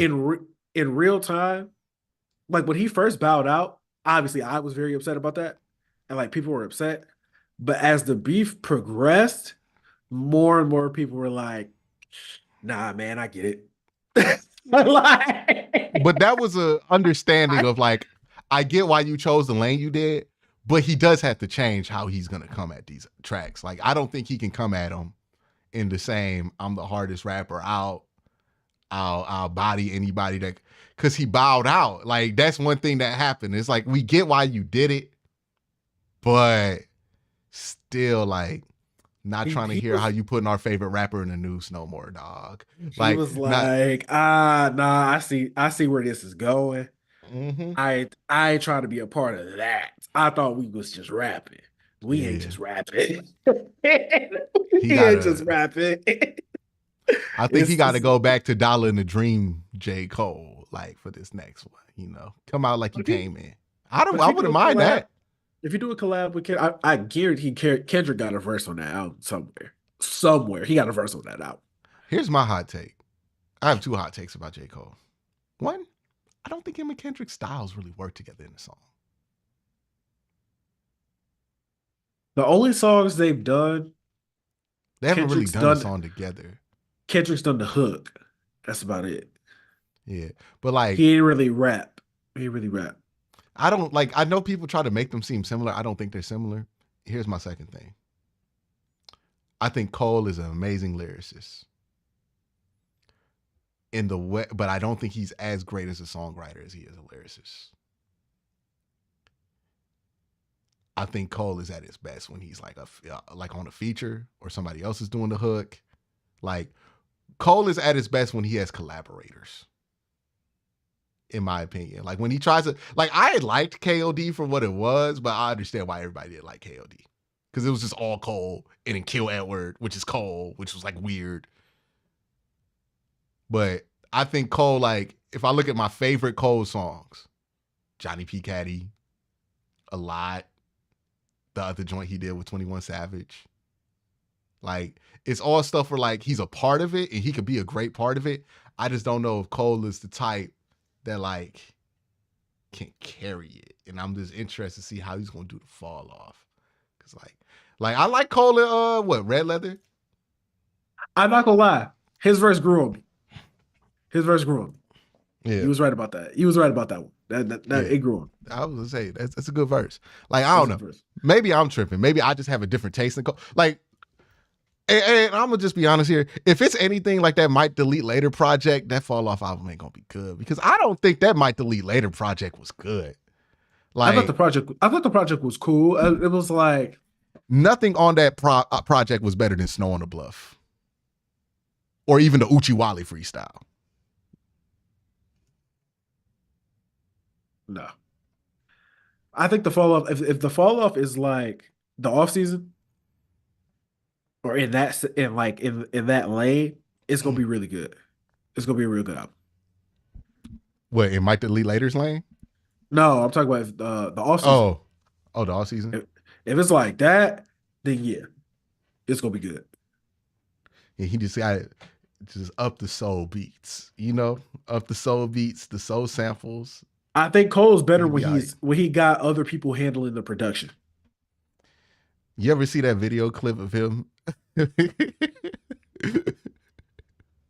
Search on your phone real quick. J. Cole cooks up the worst beat of all time. I know what you're talking about.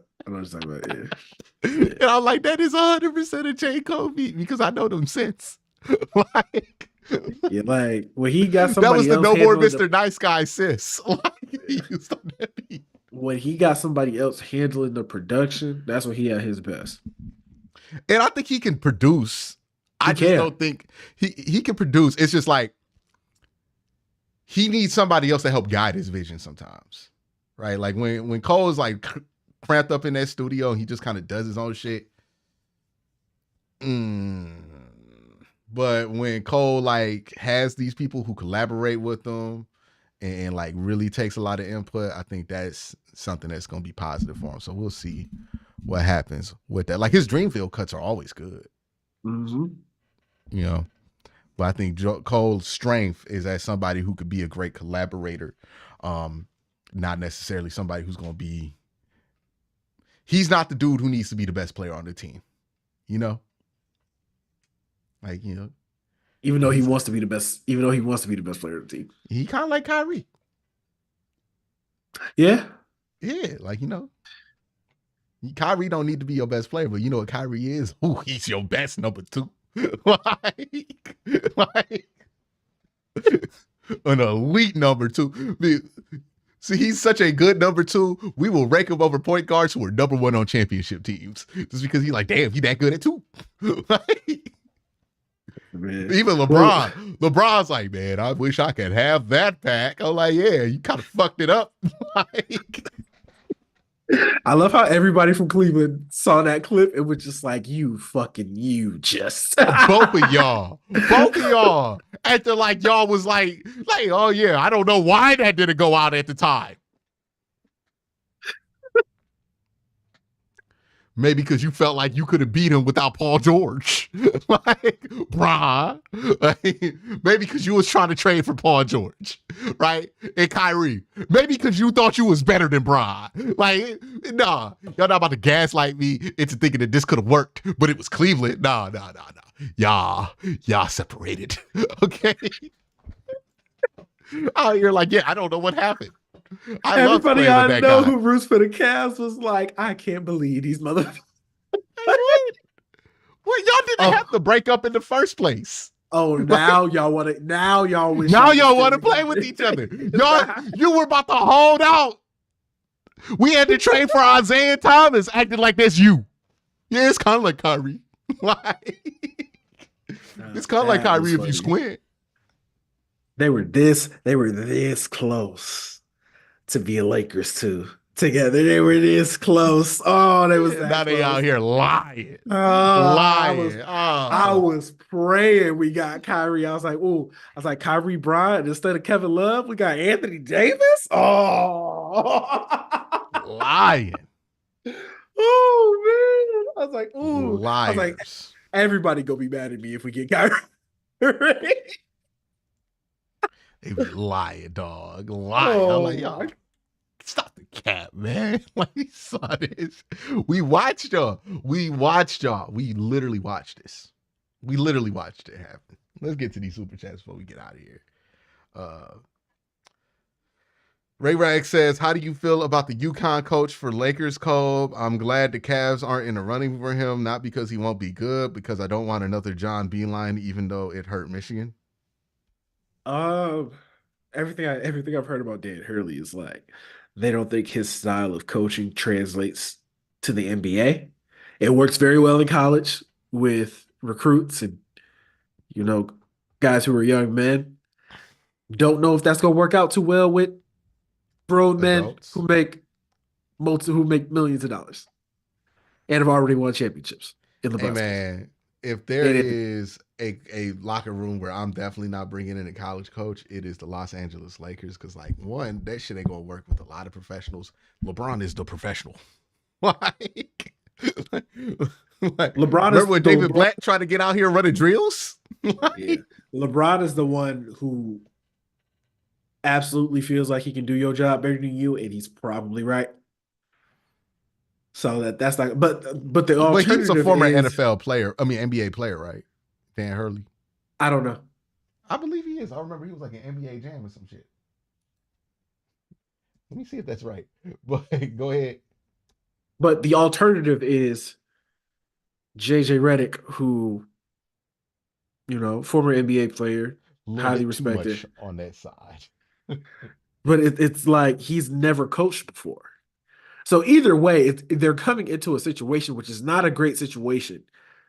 Like a former player who has never coached before at all in his career, becoming the head coach of the Los Angeles Lakers with LeBron James on the roster is about the biggest nightmare scenario that I could conjure up in my head.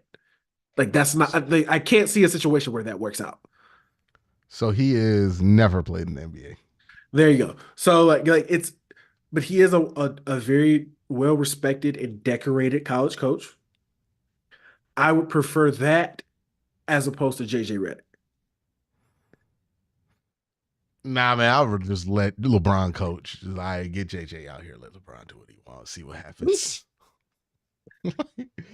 Plus, with JJ, he would have to have like JJ would you have know to what's have about to happen if they hire Dan. They about to fire Dan like halfway through the fucking season because LeBron's gonna be like, nah, I'm not doing this. maybe, but with Because if you JJ, hire somebody outside of like who LeBron wants and then it's a college guy, that ain't gonna last. Unless like LeBron's not coming back. and he's coming back, but maybe like 5 to 10% chance he leaves. But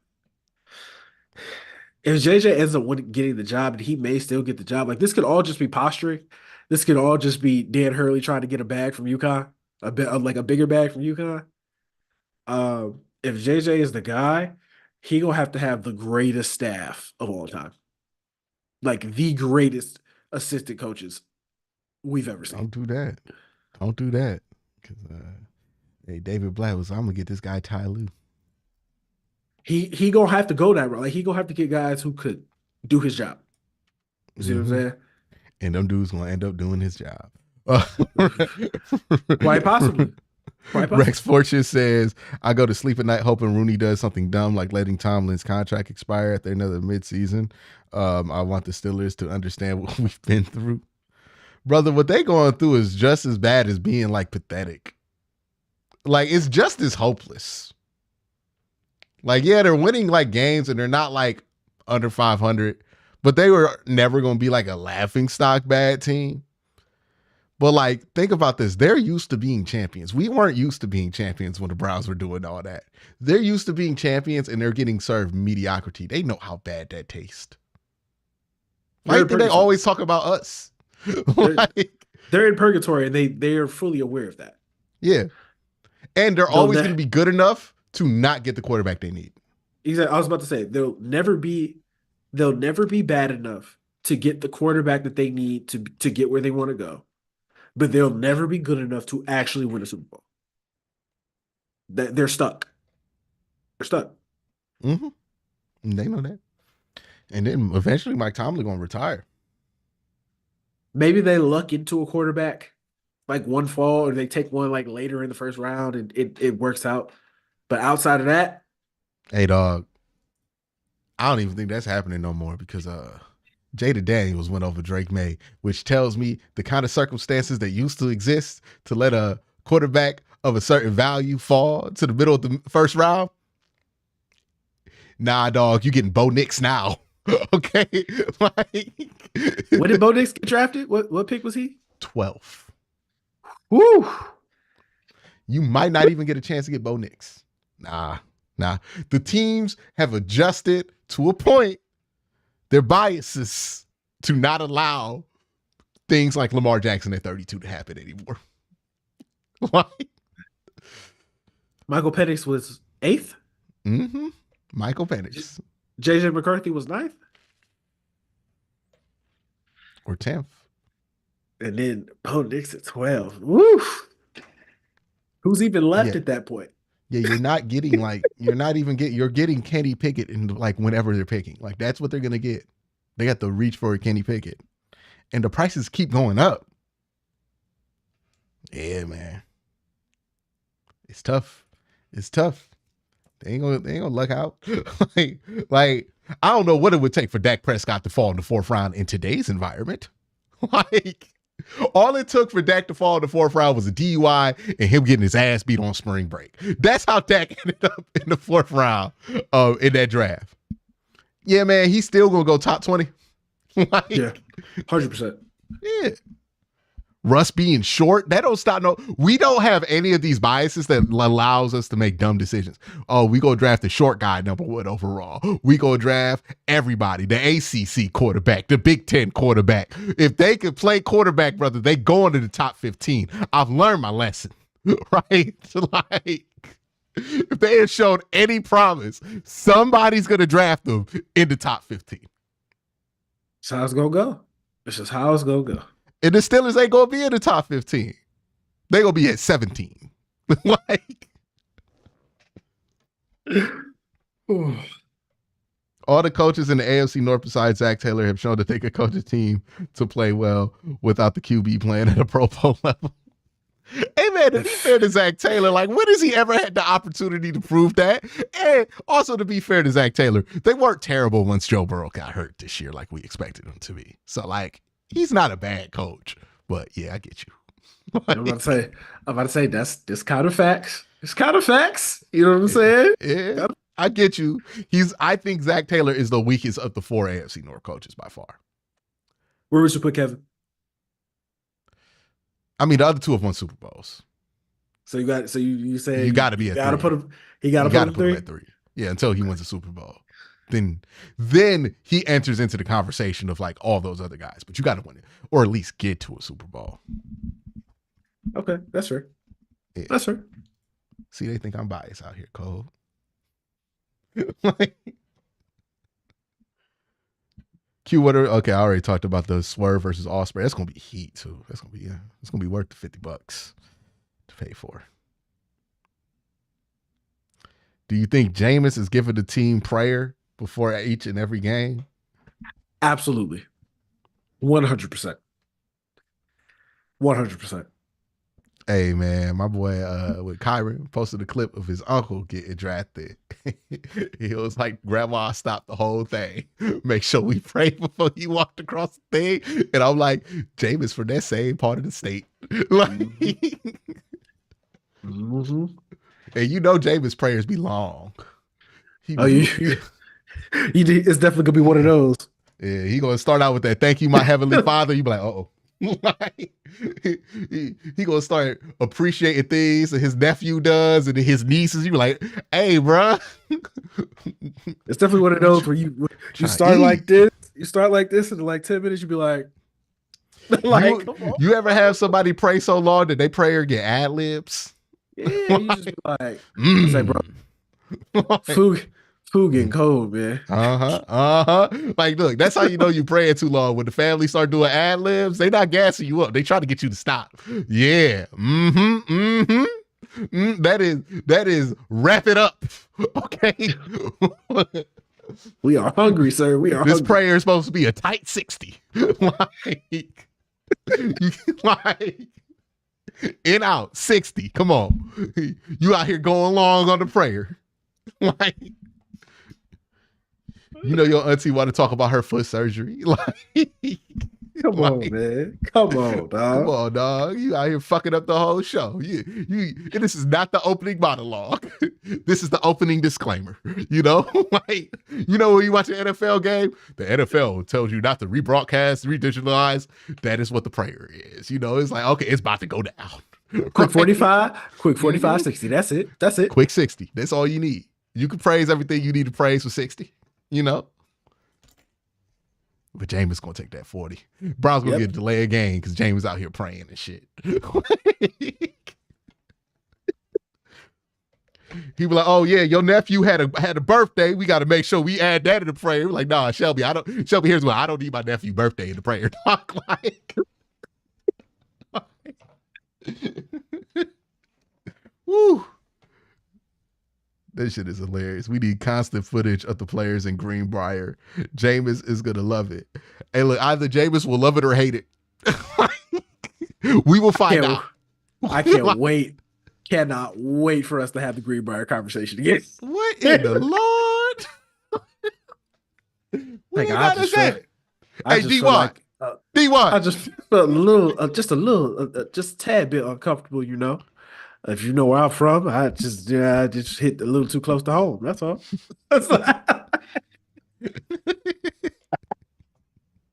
Hey man, okay, Michael Hall. Walking in there. What the fuck? They got wallpaper? Hey, he's 20 years old. He ain't never seen wallpaper in his life. They don't do that no more. Like, when's the last time you walked in somebody's house? They got wallpaper up. Man. If they got wallpaper up, it's been up. You feel what I'm saying? It's been up. Like, what the fuck is this? This is wallpaper? Man, how long this thing been here? Nigga be like, man, let me tell you. We got a lot to talk about. Oh yeah, you gonna hear about the forefathers? Okay, he'll be like forefathers. What you mean? This was around during the Revolutionary War? You mean civil? Nah, both of them. Then what you trying to say? You know what I'm trying to say. Don't nobody want to ask a tough question. When was I allowed to come here? Because you might find out a little bit more recent than you're comfortable with. Like, oh God, if we ever got invited to the Greenbrier, that's the first question I'm asking. First question I got. Because if that shit is anything before like the 30s, like, man, if it's bro, anywhere before the I had a dream speech, okay, I'll let it go. But if that shit was, look, it might be they didn't really let nobody in here till the 80s or 90s. We forget this stuff was going down then. I'm not staying here. Because it used to be a country club, right? Yeah, I'm not gonna be shocked when I find out that they first black member in that organization was also during like the Obama administration. Like, I'm good. I'm good. Nah, no. Good. I'm okay. I'm okay. I'm gonna go to the Hampton Inn and Suites, get me the nicest room they have to offer, and watch a different world, brother. Like, I'm good. I'm good. Why you throw a different world in there? I'm doing the blackest shit possible. Okay. Okay, like, I'm listening to Luther. Okay, on speaker.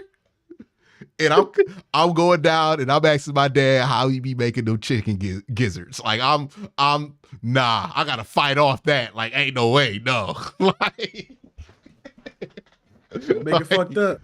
Fucked up. They went there and won 11 games, dog. I don't know. Hey, team chemistry was crazy after that. Hey, listen, I don't know, man.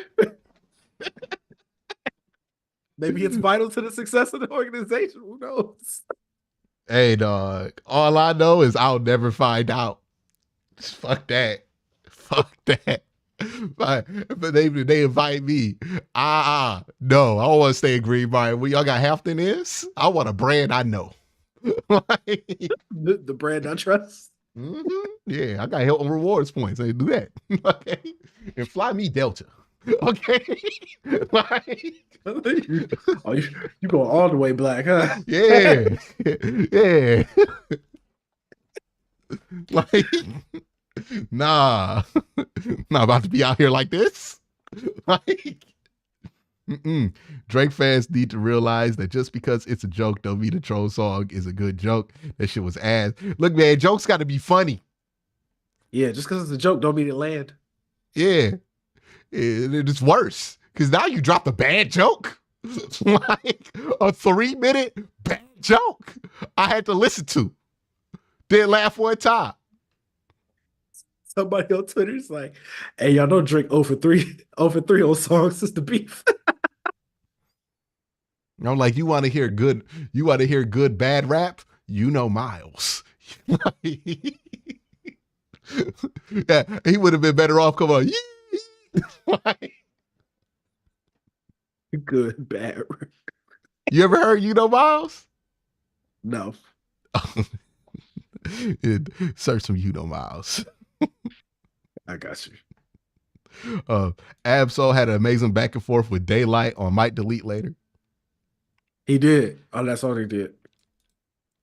Yeah, man. Daylight is, I can't get into Daylight. I understand why people appreciate it, but Daylight is your favorite rapper to a point. I'm like, man, I'm good. I don't need to, I don't need the rapidy rap to that point.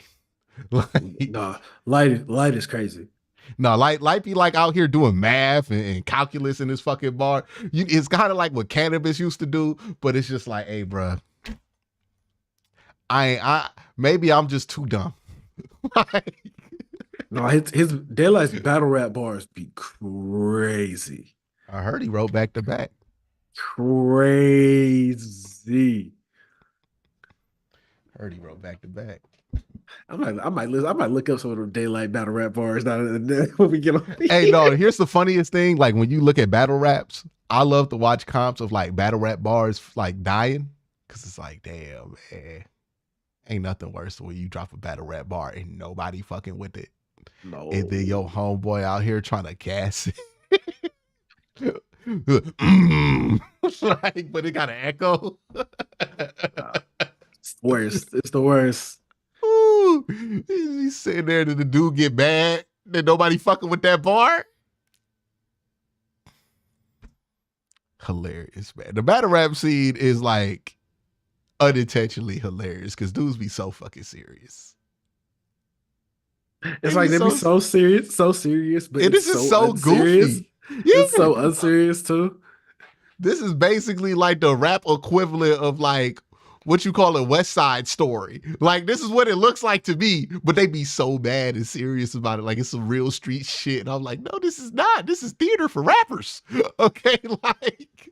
Hey man, the gun bars be crazy though. The gun bars do be crazy. Yeah. I like the rhythm of a good battle rap bar. Hit him up. Then I hit that, something, Kit Kat. Like, be like, oh shit. Like, I fuck with that. Yeah. He said that. He said he snapped that boy brain like a Kit Kat. Oh, like. Sometimes the cadence be so hard, you be just letting some weak shit fly too. Like, oh yeah. He said, I inhale you niggas like balloons. Like. All right. I swear to God, that was what I heard. Everybody was like, You ever battle rap with your boys at lunch? You just be getting away with shit if you say it confident enough. Like, back in high school, like, yeah. You can say something just lame, the weakest bar you could think of.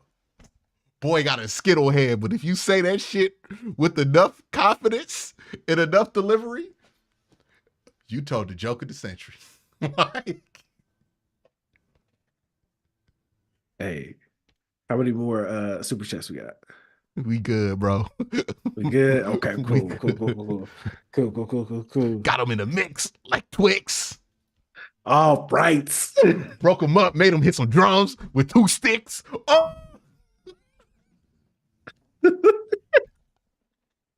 We're going to have a battle rap one.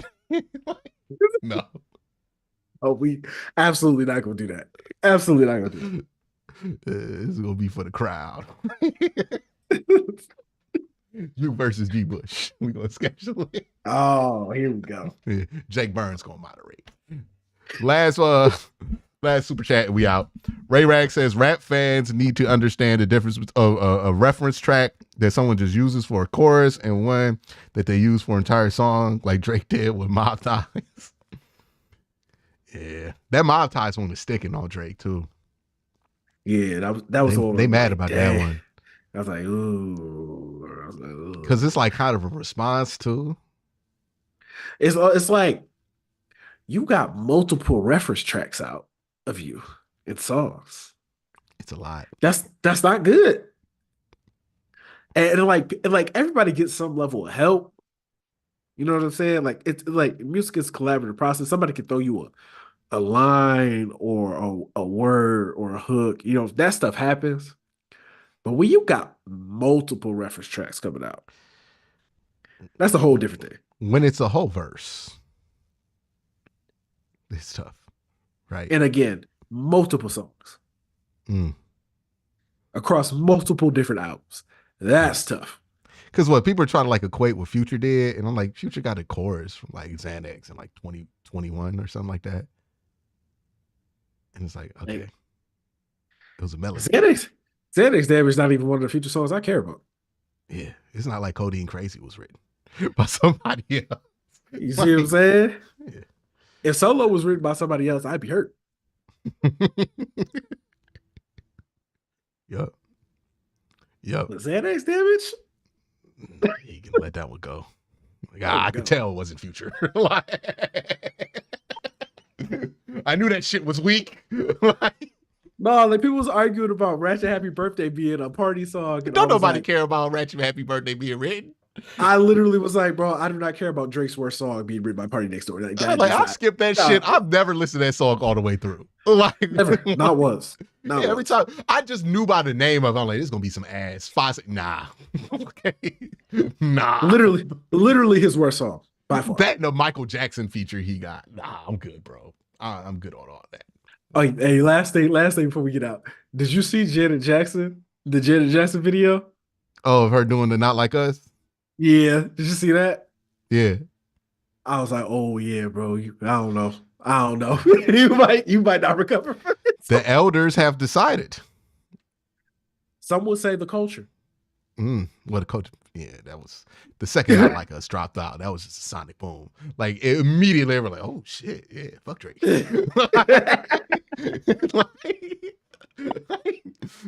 saw Snoop Dogg dancing to it. I saw Deshaun Jackson crip walking to it. It was like a universal. I was like, oh yeah, this the one. Yeah. Look, then you pair that with Euphoria. Still need 616 in LA. Ooh. On streaming. Yeah, still need Al Green. A good song. Clear that sample. It was a thorough wash. like I see people like, oh, this is what it was like, and it's like Game 7 of a basketball game, and like Drake hits a 3 and almost wins. I'm like, there was no point where Drake was almost going to win this, dog. like all he did was pull within 10, and then 9-0 run. Like no 12-0 run, and it's all threes. Like all threes from Kendrick. Just. Is somebody going to call a timeout?